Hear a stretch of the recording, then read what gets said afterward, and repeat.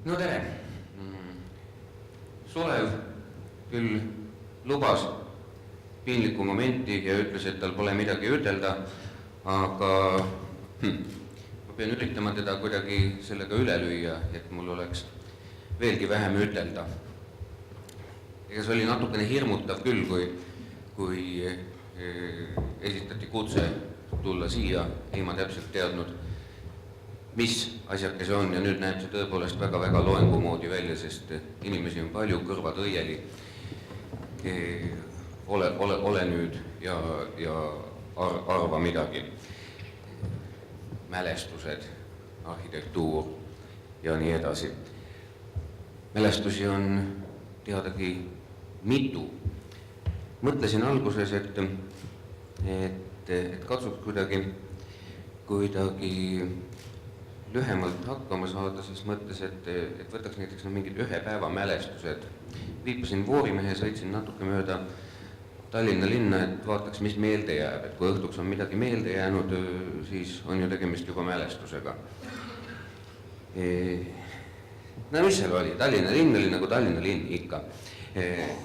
Ainult, et iga teise nurga peal tuli vastu mõni maja, mida oppi tehes on õnnestunud selle 9 aasta jooksul külastada ja püüdsin kuidagi peas kokku rehkendada, ikka mingi pealt 300 objekti tuleb, kuhu on sisse vaadatud ja see on tegelikult üsna omalaadne pagas. Õnneks ei ole ma ei arhitekt ega arhitektuuri teoreetik ja sestap ei püri mingisuguste üldistuste peale, aga ma püüdsin natukene hakata meelde tuletama, et mis võiks olla mingi selline üks või ühendav asi, mis suure osaga nendest objektidest ja objektikestest, kus on käidud, meelde tuleb ja ühest küljest tunne oli vahva ses mõttes, et asjad on piisavalt isenäolised ja erilised, et ei ole midagi sellist, et ütleks, et Eesti arhitektuur, see on sellele kõigele ühine. Mingid tühi asjad hakkasid meelde tulema, aga jumal kurat ja kõik muud head asjad pidadagi ju tühi ja pisi asjades pesitsema. Noh, näiteks tuli meelde selline asi, et väga palju on maast laeni kulgevaid aknaid, nagu üks taksojuht mulle kunagi ütles, kui seda, mis plaza see on siin samas kõrval, üks nendest paljudest plazadest, kui seda torni ehitati, taksojuht vaatas seda ja ütles, näe, seinad on jälle unustatud teha. Aga tood oleks, mul ei ole vähimatki maast laeni akende vastu, kuigi ma siiski eelistan aknalaudu, sest aknalaua peale saab panna näiteks tomatitaimi kasvama või õllekannu ära. See on maast laeni aken, siis kuhu kurat sa selle õllekannu paned, kuhugi paned, pead ostma kalli laua. Aga nende maast laeni akende juures üks asi, mis mulle meelde tuli ja mis on mind häirinud kümnete, et ei taha sadade öelda, seda laadi asjade juures on see, et väga tihti, kui nad ehitavad või kavandavad sellise ilusa akna, siis sinna ette pannakse niisugune valgest plekist odav radiaator, millele lähed jalaga vastu, mille peale ei saa istuda, sest sealt ju puhub midagi. Pealegi, minusugune ei saagi istuda, ma istusin katki ühes majas. Ma ei ütle millises, muidu veel esitavad arve. Ja lapsukestega on ka häda. Mul tulid lapsukesed meelde, siis mul tuli kohe meelde üks maja, kus olid jälle sellised maast laeni ilusad peened aknad ja oli tehtud niisugune Prantsuse rõdu imitatsioon klaasist, väga peen ja väga kena. Aga siis, kui ma natukene liigutasin jalga selle juures ja vaatasin, et korrus oli vist umbes 4, et see rõdu lõppes just täpselt nii kõrgel maast, umbes 30 centimeetrit või nõnda, et kui sul näiteks on niisugune roomavas eas laps, siis seda korterit ostes oled sa lapsest üsna peatselt lahti, sest mõni aken jääb ikka teinekord lahti. Ja niisugusi naljakaid detailikesi hakkas tulema meelde küll ja veel. Ma arvan, et mina olin vist teist-kolmandat aastat seda saadet tegemas, igal juhul mingisugune kogemus juba oli, kui me Opi helimehega, kes on vist praegusest Opi tegijatest ainumas, kes on veel kauem teinud kui mina seda saadet, hakkasime alati, kui uuele objektile astusime, kõigepealt koputasime vastu seina. Vaatame, kas maja on papist või millestki muust. Enamasti oli papist, aga vahel ka millestki muust. Ja siis me kuidagi hakkasime neid detailikesi korjama ja tema neid ka üles pildistama.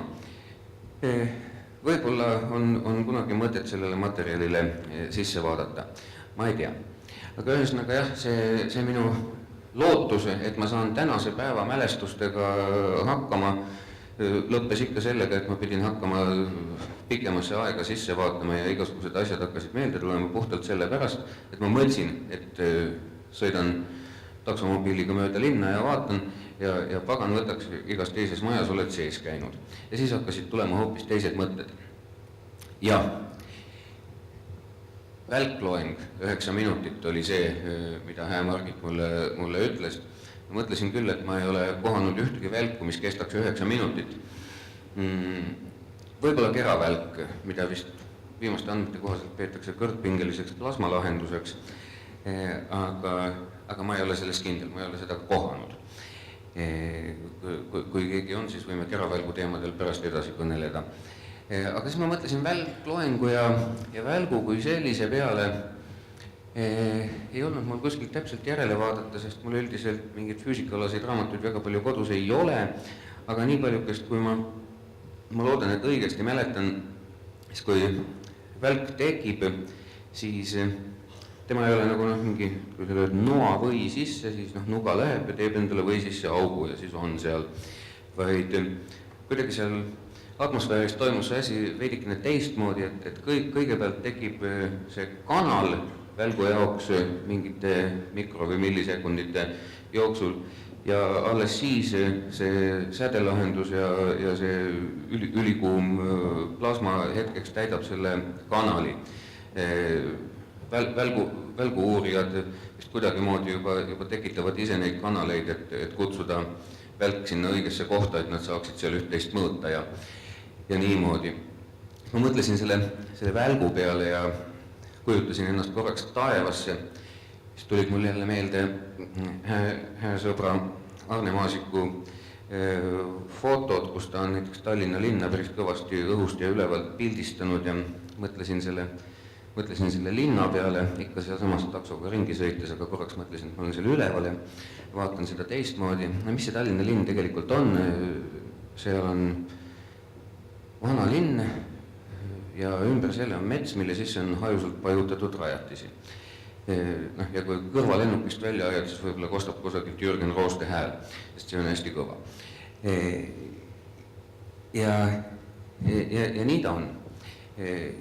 Vaatad objekti, olen käinud, on arhitektuur, aga kogu see asi, mis vanalinna ümber selle metsa sees on, võiks öelda, et on jama, aga võiks öelda, et on potentsiaal. Ja tegelikult on niimoodi, et atmosfäär just nagu on olemas.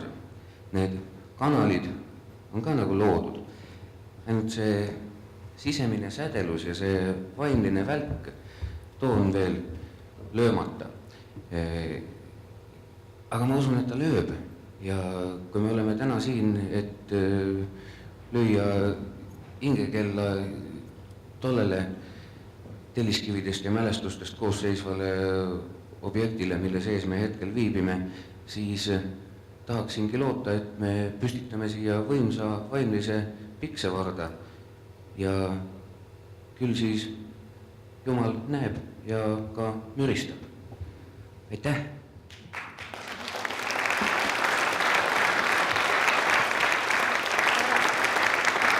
Ära veel lahku. Kui selle teema välja käisin, siis ma kujutasin ette, et tulevad kirjanikud ja kunstnikud ja räägivad, meenutavad mingit vana ilusat maja vanaema juures ja lesu kuskil lahju taga ja niisugust, ikka tuleb niisugune 9 minutit kriitikat arhitektide suhtes. On sul mõni lemmikmaja ka ikka? Ma sealt Opiga nii palju näinud, et...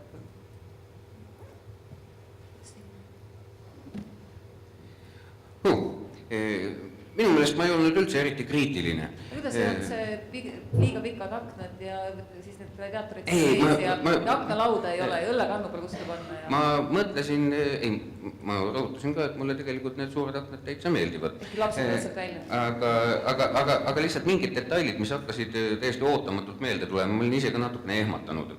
Ja ma usun, et see ei ole üldse mitte arhitektide süü, et need koledad valged radiaatorid, mis päeval teevad, need ilmselt on sinna odav arendaja ostnud. Paremates majades on ikka ilusasti küte pandud põranda sisse, seal on selline triibukene ja kõik on okei, aga mida sa rikud vaadet mingisuguse valge asjakesega. Lemmikmaju. Ilus maja. Kuule, ma oleksin äkki pidanud selliseks küsimuseks valmistuma, aga ma ei teinud seda. Viimasest hooajast või sellest viimasest mõnest kuust, mulle meeldis kangesti see kool, mis Heimtalisse tehti, rõngakujuliste vanade müüride sisse. Peep Jänes. See oli väga uhke asjake.